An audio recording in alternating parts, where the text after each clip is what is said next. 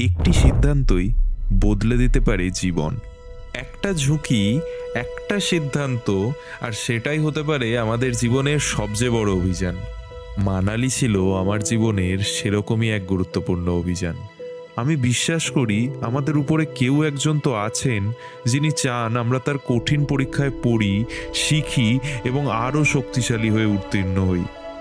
মানালিতে আমি সেই শক্তিকে সবচেয়ে কাছে পেয়েছিলাম। বিশাল পাহাড়ের মাঝখানে দাঁড়িয়ে টের পেয়েছিলাম আমরা কতটা ক্ষুদ্র, প্রকৃতি কতটা অদম্য। ভয় আর শিহরণে ভরা সেই মুহূর্তগুলো জানিয়ে দিচ্ছিল জীবন একসাথে ভঙ্গুর আর সীমাহীন। প্রকৃতির সেই উন্মত্ততায় শিখেছিলাম বেঁচে থাকাটাই যেন এক অলৌকিক জয়। আর এই উপলব্ধিতে পৌঁছানোর পিছনের যে জার্নিটা ছিল তা শুরু হয়েছিল চণ্ডীগড় থেকে বেশ ভোরবেলায়। ভোর 4টে নাগাদই আমরা মানালির উদ্দেশ্যে বেরিয়ে পড়ি। রাস্তায় তখন থেকেই কিন্তু ছিটেফোঁটা বৃষ্টির শুরু হয়। চণ্ডীগড় থেকে মান্ডির রাস্তা ছিল মসৃণ, কিন্তু মান্ডি থেকে মানালির পথের চিত্রটা ছিল সম্পূর্ণ আলাদা। বারবার থেমে যাচ্ছিলাম জ্যামে, এক জায়গায় তো ঘন্টার পর ঘন্টা আটকে রইলাম। কারণ কিছুদিন আগেই চণ্ডীগড় মানালির হাইওয়ে গ্রাস করেছিল ভয়াবহ ফ্ল্যাশ ফ্লাড আর ভূমিধস। তার দাগ তখনও স্পষ্ট। ভাঙাচোরা রাস্তা, ধ্বংসাবশেষ আর থেমে থাকা গাড়ির লম্বা সারি, সবকিছুই যেন মনে করিয়ে দিচ্ছিল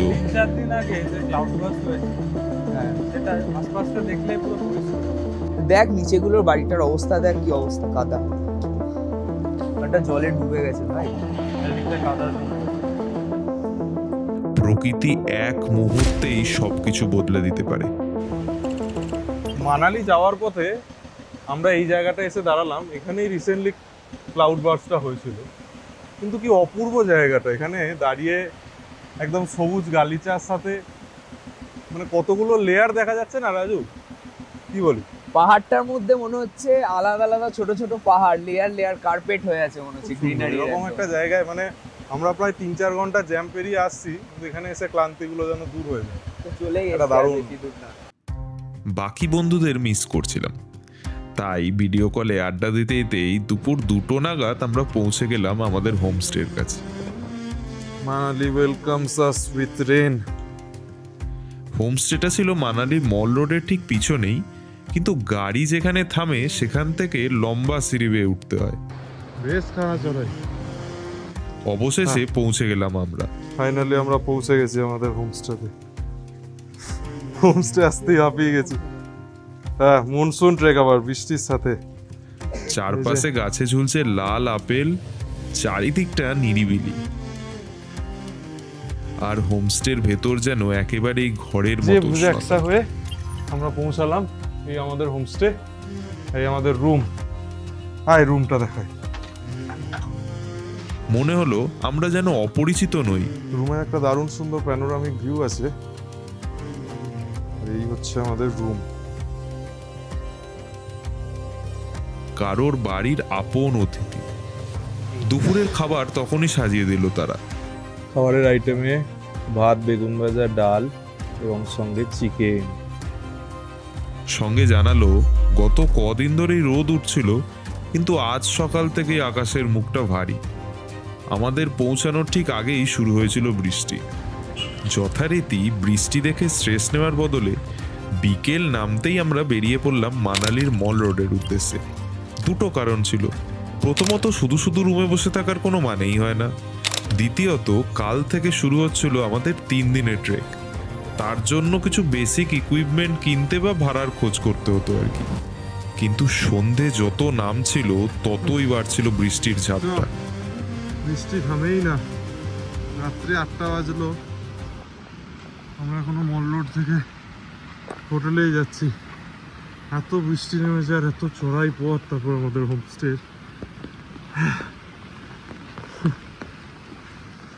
সে হাই। Hi brother. ভালো warm up trek. Warm up মানে এইটাই তো ট্রেক হয়ে গেল। পরের দিন সকালে ঘুম থেকে উঠেই প্রথম চিন্তা ছিল আজকের আবহাওয়াটা আবার কেমন। তাড়াতাড়ি উপরের বেড থেকে নেমে জানলার পাশে এসে দাঁড়ালাম। আর যথারীতি হতাশই হলাম। সেই একই বৃষ্টি চলছে নিরবধি। মনের ভেতর তখন থেকেই আশঙ্কার দানা বাঁধতে শুরু করেছে। এখন প্রায় 10:30 বাজে। আমি স্নান টান করে ট্রেকের একদম ড্রেস করে রেডি হয়ে নিয়েছি। এবার আমরা বেরোবো, কিন্তু সকাল থেকেই আকাশের মুখ ভার ভার বলাটা বৃথা, প্রচন্ড বৃষ্টি। কিন্তু এখন আমরা সব ছেড়ে মাত্র 2 দিনের ট্রেকেরই ডিসিশন নিয়েছি এরকম ওয়েদারে। টাইমিংটা এবারে বড্ড গন্ডগোল হয়ে গেল এখনো পর্যন্ত যা বুঝতে পারছি। একটা ওয়াইল্ড অ্যাডভেঞ্চার আসতে চলেছে, বাট এভরিথিং অ্যাসাইড চাপ তো একটু লাগছে। যদি ওদের সাথে কথা বললাম, ওরা বললো চাপের কিছুই নেই, জাস্ট জল কাদা হবে, কারণ এদিকে না ঝড় হচ্ছে না বা ল্যান্ডস্লাইড বা গাছ পড়া এসবের কোনো আশঙ্কা নেই, এবং ক্যাম্প সাইটও ঠিকঠাক। আমরা বেরোবো আর কিছুক্ষণের মধ্যেই, দেখা যাক কি হয়। তবুও মনসুন ট্রেকের স্বপ্ন নিয়েই তো এসেছিলাম, তাই এতটুকুতে মনোবল ভেঙে পড়বে সেটা ভুল। কিন্তু ঠিক এই ট্রেকের প্রস্তুত হওয়ার সময় এলো এক অদ্ভুত বিপত্তি। গতকাল মল রোড থেকে 1000 টাকায় আমরা 3 জনই কিনেছিলাম একেবারে value for money trekking shoe. জ্যাকেটের নতুন বিপদ, আমরা একই জুতো জুতো কিনলাম কালকে, ওটা একই পায়ের দুটো জুতো এবং রং সাইজ দিয়েছে, সুতরাং একেবারেই অকেজো বিপত্তি। জ্যাক হোমস্টেড তরফ থেকেই জুতো পেয়ে গেলাম গোপাল করে, তাই বিপত্তিটা সামলে নিতে পারলাম এই যাত্রায়। এবার আসি ট্রেকের কথায়। ফাইনালি আমরা বেরোচ্ছি, এখন একটু বৃষ্টি কম হয়েছে, থেমেইছে অলমোস্ট 12টা বাজতে চলে। প্রথম পরিকল্পনা ছিল মিয়ার ভ্যালি ট্রেক, যেটা প্রায় 2 মাস আগে আমাদের প্ল্যান ছিল, কিন্তু 4-5 দিন আগেই প্রবল বৃষ্টির কারণে প্রশাসন সমস্ত রিভার সাইড ট্রেক বন্ধ করে দেয়। অজ্ঞতা আমাদের গাইড সাজেশন দিয়েছিলেন রানীশুই লেক ট্রেকে। এই ট্রেক মাত্র 3 দিনের, আর হোমস্টের ঠিক পেছনের পাহাড় পেরোলেই এর শুরু হয়ে যায়। তাই যদি হঠাৎ কোনো আজব বিপত্তি হয়ে যায়, তাই নেমে আসাটা তুলনামূলক সহজ হবে। তবে নেমে আসা তুলনামূলক সহজ বললেও ট্রেকটা কিন্তু মোটেও সহজ ছিল না। ব্রিফিংয়ের সময় বলে দেওয়া হয়েছিল প্রথম দিন উঠতে হবে প্রায় 5 কিলোমিটার, এবং তার পুরোটাই খাড়া চড়াই, তাই প্রস্তুত থাকতে হবে আমাদের।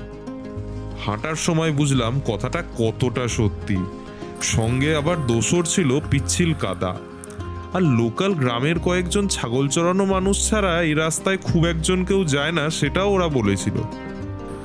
ট্রেল বলতে তো এখানে ছিল ঘন জঙ্গলের ভেতর দিয়ে রাস্তা খুঁজে এগিয়ে যাওয়া, যেন কোনো রেন ফরেস্ট এক্সপিডিশন হচ্ছে। পথে পড়ে মাত্র একটাই শেল্টার। হাতে কি লাগলো জানি না, খুবই চুলকাচ্ছে, জ্বালা করছে। বিচুরি পাতা লেগেছে মনে হয়, কারণ ওরা বলছিল যে এখানে প্রচুর বিচুরি পাতা আছে। ফাইনালি ওই যে শেল্টারটা দেখতে পেয়েছি যেখানে আমরা লাঞ্চ করব। এখন প্রায় 2:50 বাজছে, বৃষ্টি পড়েই যাচ্ছে, আমরা পৌঁছানোর চেষ্টা করছি। ওহ, কি সুন্দর ফুল ফুটেছে। যেখানে আমরা প্রায় 3 ঘন্টা হাঁটার পর নিজেদের সঙ্গে আনা লাঞ্চ খেয়েছিলাম। শেল্টারের সামনে ফুটেছিল লাল আর গোলাপি ফুলের অদ্ভুত সুন্দর শেড, সবুজ কার্পেটের মাঝে সেই মুহূর্তটা ছিল অপূর্ব। আর সঙ্গে ছিল আমাদের বন্ধু কালু। আর এই যে আমি ব্লগ করছি বলে পজ নিতে হচ্ছে না, এই যে পজ নিয়ে ও দাঁড়াচ্ছে। ঠিক আছে, যাচ্ছি। কোনো ট্রেকই সহজ হয় না, মনে পড়ে যায়। সাধারণ মানসিকতায় এই পথ পাড়ি দেওয়া ছিল প্রায় অসম্ভব। প্রতি মুহূর্তে মনে হচ্ছিল সামনে বিপদ লুকিয়ে আছে। শুধু বৃষ্টিটা না পড়লেই কি দারুণ লাগবে। এই part of adventure, part of trek. ওই নিচে মানালি চল, এই আমাদের রাস্তা। স্লিপ করছি, পড়ছি। এত সুন্দর ফুলগুলো।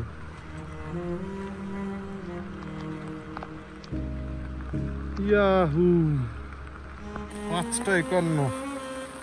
এখনো আমরা এই যাচ্ছি, কোথাও কোনো ক্যাম্পিং সাইটের দেখা পাচ্ছি না। 15 মিনিট, 20 মিনিট, 15 মিনিট, 20 মিনিট সমতল, এরপরে আর একটু। বিরক্তিকর লাগবে। এরপর যখন ফাইনালি ক্যাম্প দেখা যায়। উফ, আর দেখা গেছে। আর চলে এসছি ভাই, সন্ধ্যে 6টা বাজছে। এটা একটা অন্যরকমই ওয়াইল্ড অ্যাডভেঞ্চার হয়ে গেল। এটা ট্রেক নেই, দিস ইজ এক্সপিডিশন আর লাইক সামথিং। আবার টাঙ্গাইল ট্রেনটা পৌঁছে গেছি। কেমন লাগলো প্রথম দিনে? প্রচুর অ্যাডভেঞ্চার, বৃষ্টিটা বেশি অ্যাডভেঞ্চার ট্রেকের থেকে। এক্সপেক্ট করিনি রাতে হাঁটাও যায়। জুতোর ভেতরে পুরো জল, জুতো ভেজা, জামা ভেজা, সবই ভেজা। কিন্তু আকাশের অবস্থা দেখে মনে হচ্ছিল এই বৃষ্টি যদি সারা রাত আর কাল সকালেও চলে তাহলে রানীশুই লেক পৌঁছানো প্রায় অসম্ভবই হবে। এখানে হবে না, এখানে হবে না, এখানে হবে না, যাও ক্যাম্পে হবে না। কারণ সামনে আরো খাড়া 6 কিলোমিটার চড়াই এবং আবারও ফিরতে হবে এই ক্যাম্পেই। আর এমন বৃষ্টিতে ভিউ দেখার সম্ভাবনা খুবই কম। তাই রাতের ডিনারের পর আমরা শুধু প্রার্থনা করলাম ভোর হলে আকাশ যেন একটু পরিষ্কার হয়। পরের দিন সকালে ঘুম ভাঙতেই দেখি টেন্টের গা বেয়ে জল গড়িয়ে পড়ছে। ভাগ্য ভালো আমাদের টেন্টটা একটু উঁচুতে ছিল, তাই ভেতরে জল ঢোকে। কিন্তু যথারীতি সকালবেলা উঠেই শুনলাম খবর সকাল 10টা। একটু দেরি করে ঘুম থেকে উঠলাম, কারণ আজকে আমাদের সকালবেলায় উঠে রানীশুই তাল দেখার কথা ছিল, মানে ওটাই সামিট পয়েন্ট ছিল। বাট এত বৃষ্টি, সামিট যাওয়ার আর প্ল্যানটা ড্রপ করতে পারতে হতে হলো। তার সারাদিন আমরা ক্যাম্পেই কাটাবো, তারপর কালকে নেমে যাওয়া। ভীষণ এটা অন্যরকম এক্সপিরিয়েন্স, প্রচণ্ড thrilling, but not so recommended. ছোট থেকে যেহেতু আমার বাবা গ্রামে মানুষ হয়েছে, অনেকবার আমাকে শুনিয়েছে যে তোরা তো কোনোদিন মাঠে ঘাটে পাতকিয়া সারিস নি, সেই দিন সেই কষ্ট তোরা বুঝবি না। আজকে আমি দেখাতে চাই যে আমি সকালে প্রাতঃক্রিয়া কোথায় সারলাম। এই বৃষ্টি, এই পাহাড়, ওই ক্যাম্প, এখানে প্রাতঃক্রিয়া সারলাম। এটাও একটা জীবনের অবিশ্বাস্য, মানে এগুলো থেকে যাবে, এগুলো আমি আমার ছেলেকে শোনাতে পারবো। দেখ তোর বাবা কোথায় কোথায় গিয়ে কি কি করেছে। প্রচন্ড বৃষ্টি, বৃষ্টি থামেই না। শানদার ভ্যালিতে নজারে প্রাইভেট রিসর্ট হয়েছে ভাই পাহাড় ভ্যালিতে, এত টাকা দিয়ে। If you look at it that way, একদমই তাই, কেন দেখবো না, পয়সা যেমন খরচা করেছি। হতাশ হলেও বুঝতে পারছিলাম এই অভিজ্ঞতাগুলোর আসল মানে বুঝতে আরো অনেকটা সময় লাগবে। মুসলি, গরম দুধ, সঙ্গে গাছ থেকে ফিরে আনা তেল, সঙ্গে ডিম সেদ্ধ আছে। ও আবার ডিম সেদ্ধ আছে। ডিম সেদ্ধ সেরা। আমাদের হতাশা দেখে কালুও যেন আবেগঘন হয়ে উঠেছিল, বারবার চেষ্টা করছিল আমাদের আড্ডার সঙ্গী হতে। টেন্টে আমাদের মেন কাজ ছিল দুটো, ডিম সেদ্ধ দিয়ে মাখা আলু চোখা আর পাঁপড়। খাওয়া আর ঘুমানো। 7:20 বেজে গেল, সারা দিন কেটে গেল আমাদের এই টেন্টে বসে বেঠে বেঠে। নেক্সট দুটো কালকে, এখন এই বৃষ্টিতে আমাদের নামতে হবে সেফলি। সঙ্গে ছিল অল্প বিস্তর ইন্টারনেট কানেকশন। কিন্তু এইভাবে টানা 3 দিন ধরে একটানা নিরবিচ্ছিন্ন বৃষ্টি, এরকম দৃশ্য আমরা আগে কখনো দেখিনি। একবারের জন্যও থামেনি সেই বৃষ্টি। চলো গাইস, এই কঠিন বৃষ্টিতে ফার্স্ট টার্গেট, ফার্স্ট টার্গেট এই বৃষ্টি থেকে মানালি পৌঁছানো, তারপর তো আবার দেখা যাবে। তারপর জুতো থেকে জল ফেলে আর ব্যাগ থেকে জল ঝেড়ে আমরা প্রস্তুত হলাম নিচে নামার রোমহর্ষক অভিযানের জন্য। ফেরার পথ একই, যেদিক দিয়ে এসেছিলাম, কিন্তু এবার চ্যালেঞ্জটা অনেকটা আলাদা। অতিরিক্ত বৃষ্টির জল পাহাড়ের ঢাল বেয়ে আমাদের ট্রেলের ওপর দিয়ে প্রবাহিত হচ্ছিল। পুরো এই জলের সাথেই আমরা নামছি। কোথাও জলের স্পিড বেশি, কোথাও জলের কম, কিন্তু থ্রিলিং তো আছে। প্রতিটা পদক্ষেপের পরের পদক্ষেপ হিসেব করে ফেলতে হচ্ছিল। কোন দিক দিয়ে গেলে ঝুঁকি তুলনামূলক কম। যতই নামছিলাম নিচের দিকে জলের স্রোত ততই বাড়ছিল, তীব্রতা হচ্ছিল ঊর্ধ্বগামী। দূর থেকে দেখতে পাচ্ছিলাম যে ছোট্ট নালা প্রথম দিন এসেছিলাম সেদিন ছিল নিরীহ এবং শান্ত, আজ সেটাই যেন নদীর রূপ ধারণ করেছে। গর্জন করা স্রোতে দাঁত বের করে আছে। এখানেই অবস্থা হলে বিয়াসের কি অবস্থা হবে? আর সেই ভয়ঙ্কর প্রবাহ পেরোতেই হবে আমাদের।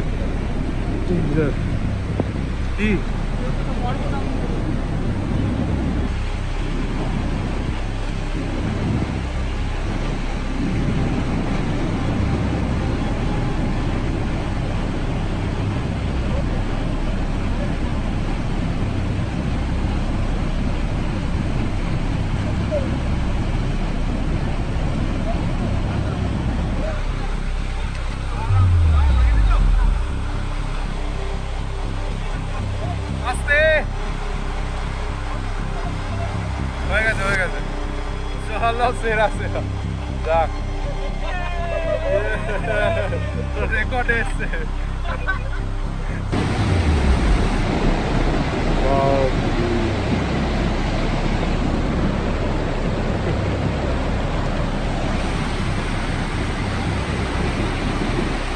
অবশেষে সতর্কতায় ধীর পায়ে আমরা নিরাপদেই পৌঁছে গেলাম হোমস্টেতে।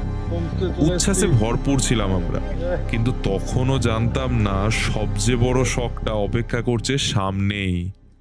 হোমস্টেতে পৌঁছেই শুনলাম অতিবর্ষণে মানালি বন্যায় আক্রান্ত। স্তব্ধ মানালি। আমরা ওখান ছেড়ে মল রোড এসেছিলাম নেটওয়ার্কের সন্ধানে, যদি বাড়িতে জানাতে পারি। কিন্তু এখানেও নেটওয়ার্ক নেই, চাপ হয়ে গেছে প্রচন্ড। রাস্তাঘাট দেখে এলাম অলরেডি ভেঙে গেছে, জানি না কি করে। মহাদেব। বিদ্যুৎ নেই, নেটওয়ার্ক নেই, পুরোপুরি বিচ্ছিন্ন আমরা। ট্রেক থেকে নামার আগে শেষবারের মতো বাড়িতে খবর দিতে পেরেছিলাম, কিন্তু নামার পর থেকে একেবারে অন্ধকার। কোনো আপডেট দিতে না পারার চাপ আর চণ্ডীগড় মানালি হাইওয়ে ভেঙে যাওয়ার খবর, সব মিলিয়ে সেই রাতটা কোনো রকমে কেটে গেল আতঙ্কে। তবুও ভোরে ঘুম ভাঙতেই দেখলাম ঝলমলে রোদ। আমরা তৎক্ষণাৎ আমাদের ভেজা সব জিনিস শুকোতে বসে গেলাম, কিন্তু নেটওয়ার্ক তখনও অধরাই। সকাল 11টায় থেকে আমরা টাটা বলে চললাম মানালির মল রোডের পথে উঠতেছি, যদিও এখনো নেটওয়ার্ক আছে না। প্ল্যান মতো সেদিনই মল রোডের পাশে এক 3 স্টার হোটেলে চেক ইন করার কথা ছিল। আমরা এখন আমাদের নতুন হোটেলে বসে রয়েছি।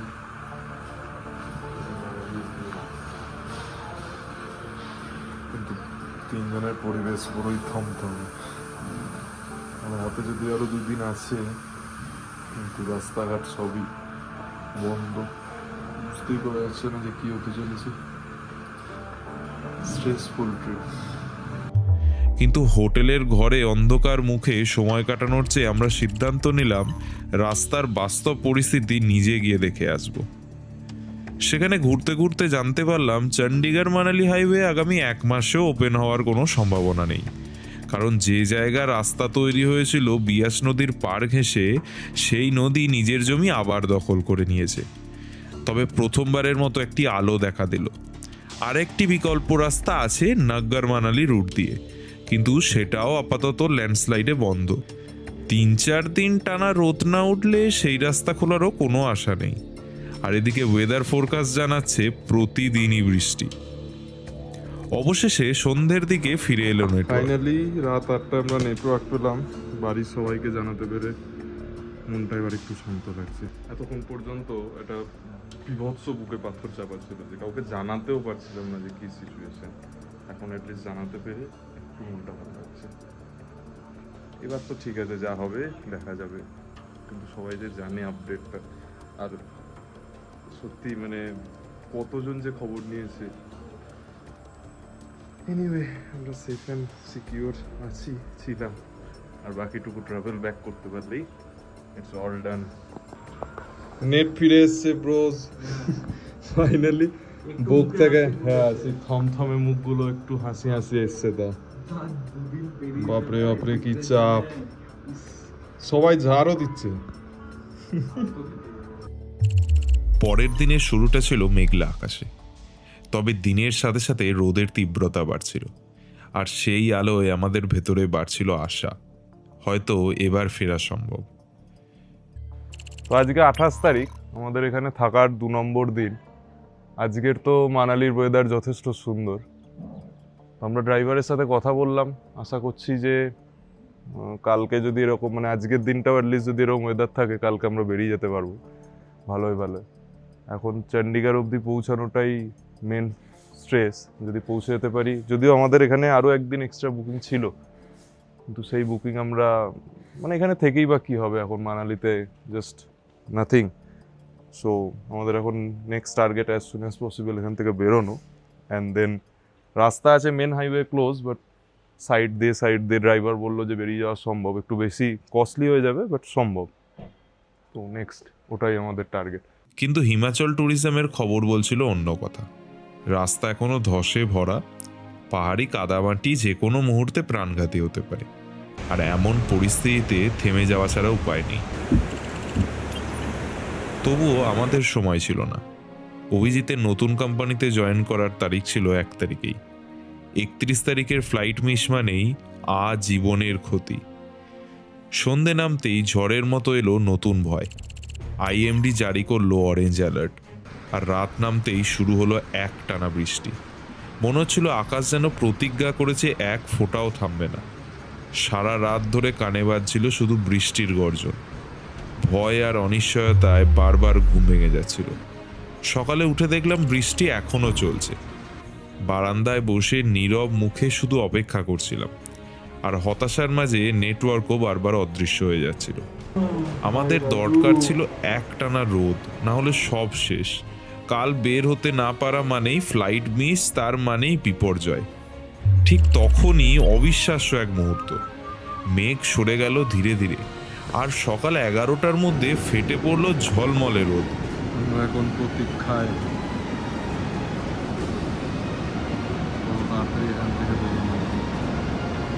সেই আলোয় যেন ফের প্রাণ ফিরে এলো আমাদের। মুখে ফিরল হাসি, আবারও জাগলো নতুন আশা। দুপুরে আবার রেকি করতে গেলাম। রাস্তাঘাট কতটা এগোলো তা খোঁজ নিতেই। মাত্র 2 দিনেই অনেকটা রাস্তা করে ফেলেছে। অ্যাকচুয়ালি আমি ভাবছিলাম কি করে রাস্তা করবে, তো এরা এই দেওয়ালের সাইড থেকে এইগুলোকে কেটে কেটে তারপর ভরাট করা চলছে। গত 2 দিন ধরে যেমন করেছি, দিনে 3 বার। এই মানালির বিকেলের সুন্দর পরিবেশ, আর এই মানালির ভয়াবহ পরিবেশ। चंडीगढ़ सोचा कॉल करिए ना कि हाँ बोल 9 नहीं होगा, 3 बंदे या 9 पे आसान नहीं होता। কিন্তু বিকেল নাগাদ অবশেষে আমরা মরিয়া হয়ে ক্যাব বুক করার লড়াইয়ে নামলাম। आपको चंडीगढ़ আরে বাহ, তাহলে বুক ফাইনালি? না বলছে লিখছে, হ্যাঁ বুক হয়ে যাবে, কাল সকালে কোথা থেকে চাপতে হবে সেটা লিখছে। ঠিক আছে, তাহলে মোটামুটি আমরা হাফ ওয়ে ডান। ইয়েস বয়েজ, অনেক দূর এগিয়ে এসেছি আমরা। मिलेगा अलिव से और टाइम अभी बताता हूँ आपको, पर बात चैटिंग में ही होगी, सिग्नल वीक है। অবশেষে বুকিং হলো। চলো, ভাবলাম অবশেষে মুক্তি, কিন্তু গল্পে এলো হঠাৎই এক টুইস্ট। প্ল্যান মে ফির সে চেঞ্জেস। একটা নতুন ইনপুট পেলাম, যেখান থেকে ডাইরেক্ট ট্যাক্সি করে এত এক্সপেন্সিভ না করে আমরা শেয়ারিং টেম্পো ট্রাভেলার নিয়ে নিই, মান্ডি অবধি পৌঁছে ওখান থেকে আরামসে বাস পেয়ে যাবো, কারণ মান্ডি থেকে রাস্তা কোনো প্রবলেম নেই। এই দাদাকে পেয়েছি যে আমাদের শেয়ার ট্যাক্সি করাতে পারবে। আমরা ভেবেছিলাম এরকম পরিস্থিতি থেকে মুক্তি পেতে নদীর মতো টাকা খরচা হবে, হ্যাঁ ভাই আমাদের ভালোবেসে আপেল দিয়েছে। কিন্তু তখনই এক অচেনা দাদা চায়ের কাপে গল্প করতে করতে আমাদের জানালেন এক অদ্ভুত শর্টকাট। যাক, হ্যাঁ ঠিকঠাক পৌঁছে গেলেই আস্তে আস্তে আমরা রিল্যাক্স হচ্ছি, যেটা শুধু নিরাপদই নয় বরং খরচ 3 গুণও কম। সেই মুহূর্তেই বুঝলাম যার হাত ধরে এত দূর এসেছি, ডান, শপিং ডান, গিফটিং এভরিথিং, এবার আমরা হোটেল যাবো। তিনি এখনো হাত ছাড়েননি। সন্ধ্যায় আমরা হেঁটে হেঁটে প্রায় লম্বা সিঁড়ি অতিক্রম করে হিড়িম্বা দেবী মন্দিরে পৌঁছালাম। সেখানে একটাই প্রার্থনা করলাম, আর একদিন যেন বৃষ্টি না থামে, শুধু রোদ থাক, আর আমরা যেন আমাদের নিরাপদে মন্দির বাড়ি দর্শন ফিরতে পারি। কমপ্লিট করে আমরা আবার চললাম মল রোডের দিকে। একটাই গন্তব্য।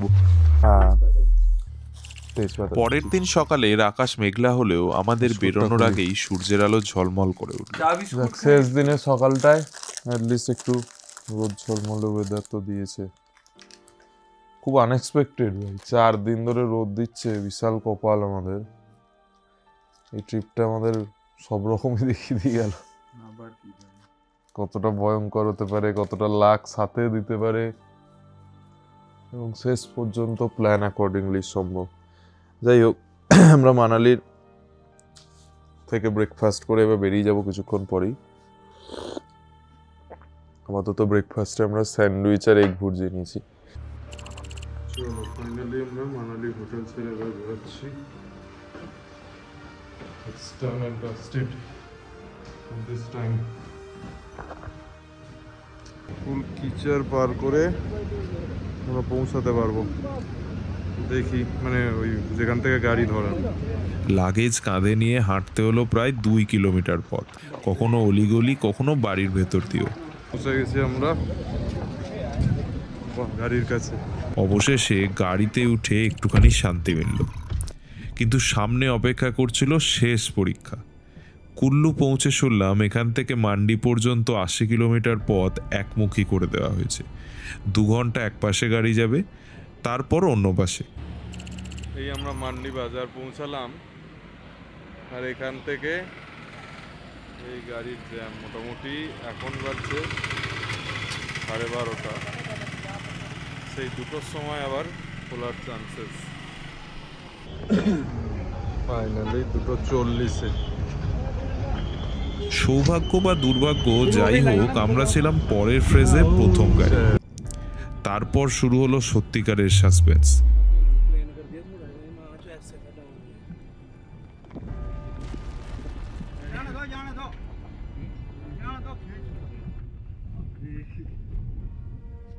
ये की लग रहा उत्तर जा चढ़ता है करता क्या लग रहा है ना बंदा है ना तरीके में কামান্ড কাটৌলা হয়ে মান্ডি যাওয়ার যে রাস্তা, তার প্রতিটি বাঁক, প্রতিটি মোড় ছিল থ্রিলিং আর আতঙ্কে ভরা। চারপাশে শুধু ভূমিধসের ক্ষতচিহ্ন, মাঝে মাঝেই থেমে যেতে হচ্ছিল, কারণ রাস্তা ঠিক করার কাজ চলছিল সেখানে। জায়গায় জায়গায় বুলডোজার এবং জেসিবি কাজ করছিল।